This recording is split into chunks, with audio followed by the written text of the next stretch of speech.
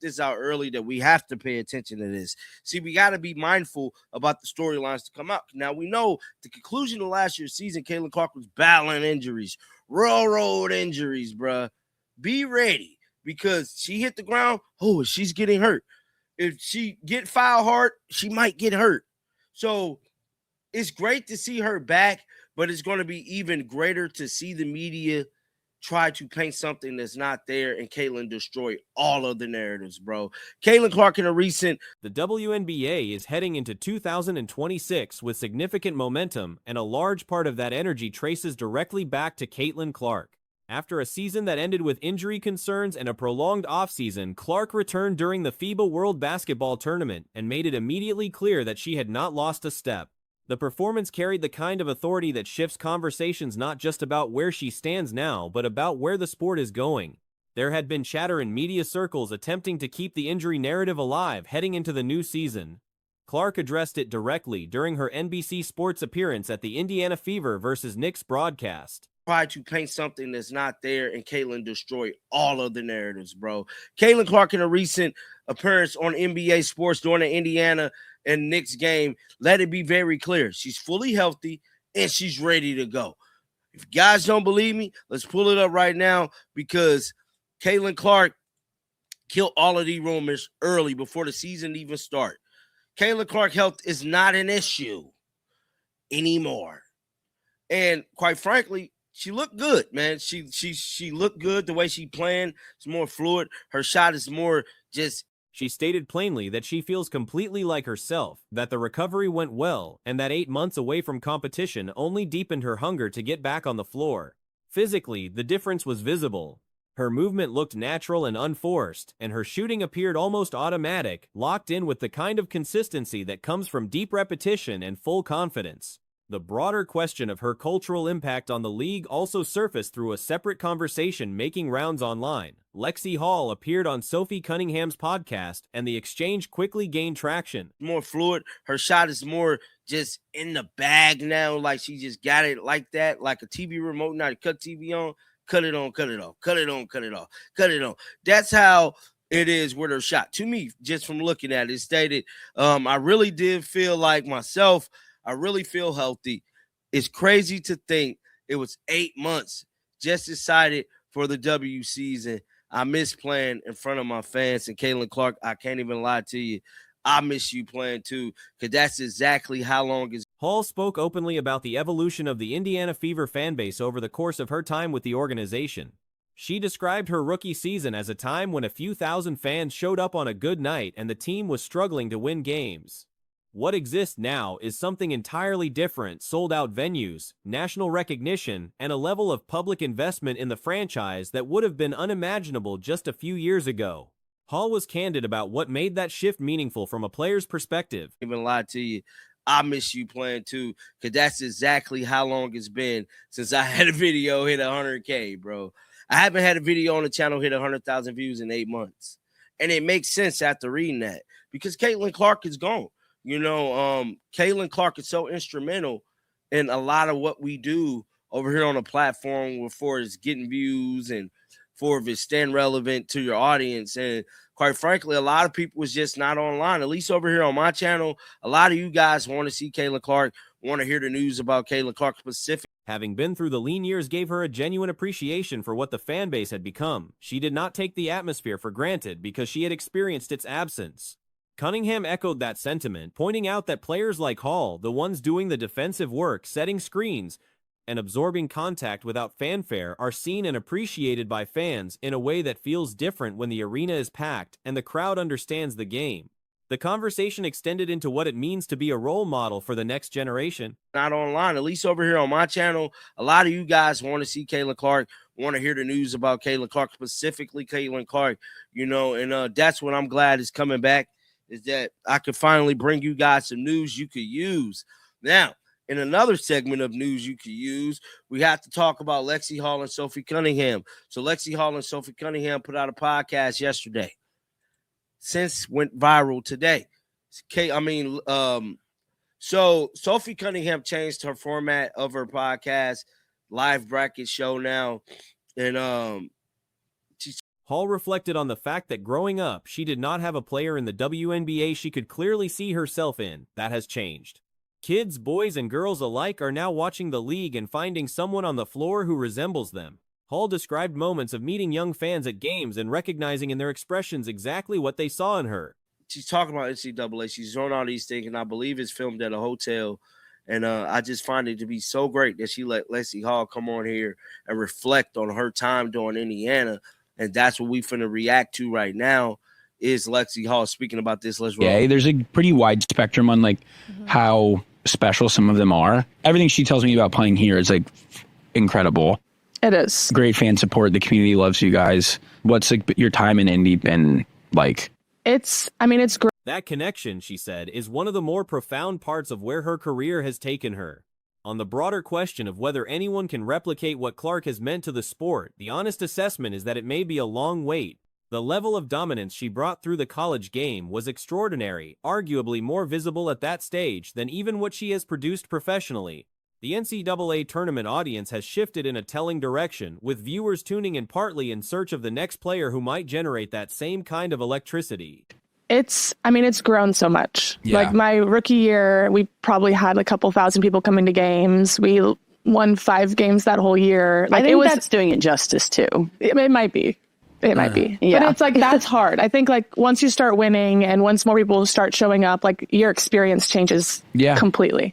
So the last couple years have been a full 180. Like we've changed. People are showing up. People know about the Fever. Like if we were to be walking in the airport, like the story I just said, that would never happen to. The realistic outlook is that a talent capable of producing that response on that scale is rare enough to come around once in a generation, and the next one may still be years away from being known. For now, the 2026 season is approaching with Clark healthy, the Fever's core intact, and a fan base that has grown well beyond anything the franchise previously knew. Addie Deal has officially entered the transfer portal, making her departure from Iowa confirmed. The program's first 5-star recruit since Caitlin Clark will not be suiting up for the Hawkeyes going forward. Know about the Fever. Like if we were to be walking in the airport, like the story I just said, that would never happen today. So it's been awesome. Do you almost cherish it more because you got to be here when things were clearly not as special? I think so. I think like it gives you perspective on what it could be like. What Lexie is saying is that unlike other WNBA players that don't like the new fans, now it is a little different because Lexie is on the opposite side of the spectrum when it comes to this. It's because she was there when it wasn't a Caitlin Clark playing in the league. And she remembered when it. On the other side of things, McKenna Woolitchko is heading to Iowa, and she arguably fits the style Jan Jensen prefers to run far better than Deal ever did. Deal thrives as a downhill attacker, yet she was placed inside a structure that had virtually no floor spacing around her, a combination that was never going to produce the best version of her game. The transfer portal works the way it works, and for a talent at Deal's level, sitting through a second year of the same situation was not a realistic option. This was not a case like Ava Haynes, where the long-term picture was obvious and patience made sense. Like, this wasn't an Ava Hayden situation where it was very clear, okay, yeah, this is going to be your team. I think that it was very clear, in my opinion, that Iowa didn't really have that much of an intention of playing a style of play to fit Addie Deal. That they wanted Addie Deal to be something she wasn't. Like, they wanted Addie Deal to be Taylor Stremlow. And Addie Deal's not very good. The evidence suggested Iowa had little intention of reshaping how they played to accommodate Deal. Instead, the program pushed her toward a role that resembled Taylor Stremlow's game, and those two players are fundamentally different. There were stretches during the season where Deal was the only guard on the floor capable of manufacturing her own shot. The other option was Chit Chat, who got buckets not because of elite shot creation, but because she had played enough basketball to simply get the ball off. And Addie Deal's not very good at being Taylor Stremlow. Like, we saw glimpses of what Addie Deal can do. We saw games where Addie Deal was the only guard that created. She was the only guard that had any shot creating ability other than Chit Chat. And Chit Chat's wasn't ideal. She just had played enough of the game that she was able to get shots up. Like, it's as simple as that. Like, I don't think Chit Chat was anything spectacular as a shot creator, but she was made look spectacular because of Recruiting a 5-star prospect and then placing her in a system that neutralizes her strengths, that outcome was predictable from early on. Whether it was fully avoidable is a separate debate. A choice had to be made between building around Stremlo and Hayen or orienting the offense toward what Deal brings. There is an argument that with better personnel movement, Deal could have broken out in her next season. She was made look spectacular because of, at times because of the system. But recruit a 5-star, don't play a rotator. That will happen. Many of us predicted completely avoidable. I don't think it was completely avoidable.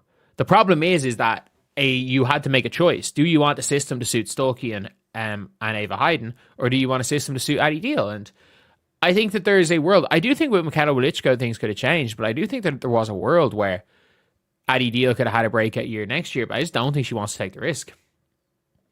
I think she expected to be, but the risk of waiting was real. And it appears the expectations she arrived with, likely being positioned as the primary guard and the go-to creator, were not matched by what actually unfolded on the court. When Chitchat went down and Stremlo stepped into the starting role ahead of Deal, the picture became clearer. Stremlo simply matched what Jensen wanted out of that position. The system was stated to be a poor match for most modern basketball players throughout the entire year, and Deal fits squarely in that category. To be the star at Iowa, and I think that was what was sold to her. I honestly think that was what was sold to her, that she was going to be the lead guard at Iowa. Like, I think she was expected to come in and be that starting point guard. But like when she was, like when Chit Chat went down and Taylor Stremlo starts playing the 1, it's like she's probably being told, look, you might not start, but you're our 6th starter. So if we lose.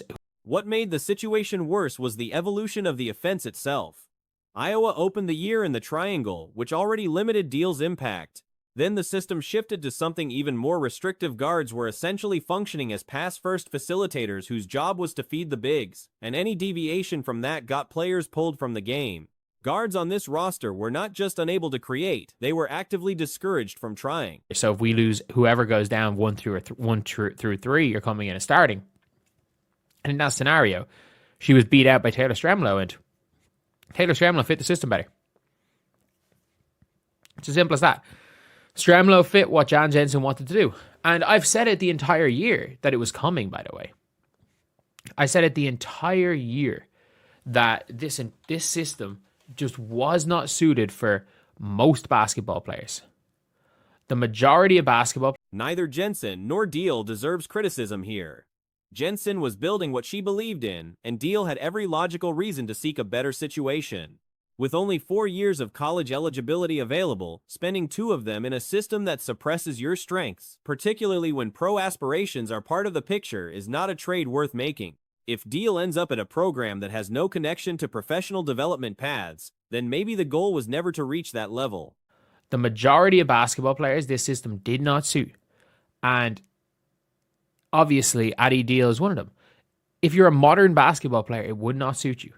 And the fact is that they ran the triangle to start the year, which didn't suit her. And then the worst part about it is they somehow went from the triangle to an offense that had even less freedom for guards.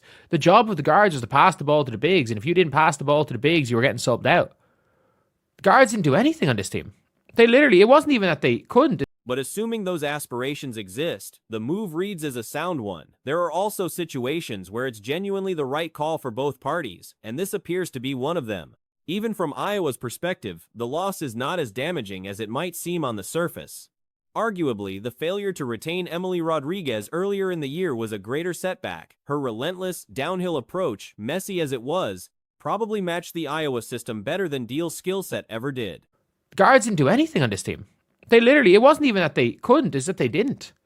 They didn't try. And I mean this when I say this, I don't think Jan Jensen was wrong, but I also don't think Addie Deal's wrong leaving. Am I the only one that believes that? That Jan Jensen was not in the wrong for not playing Addie Deal because she didn't fit her system. And that Addie Deal isn't in the wrong at one bit for leaving. I think she was absolutely right to leave.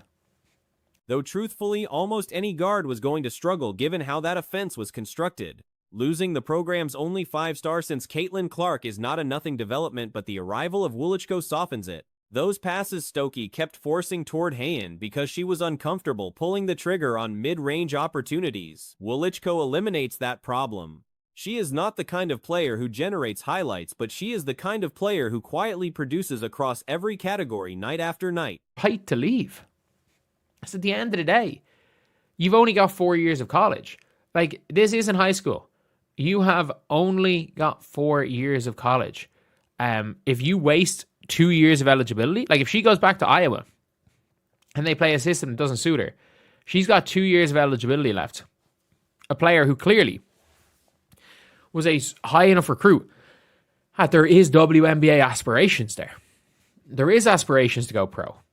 Because if there's not, she would just stick it out. A mid-range game that is already reliable, footwork and mechanics that suggest a natural transition to the three-point line, and a playing style built around doing the unglamorous things correctly. The fit is better. But the reality remains, if Kylie Feuerbach and Taylor Stremlo are starting ahead of a player of Deal's caliber, and even an injury to those players still doesn't open a door, the situation was never going to resolve itself. The pieces simply did not connect.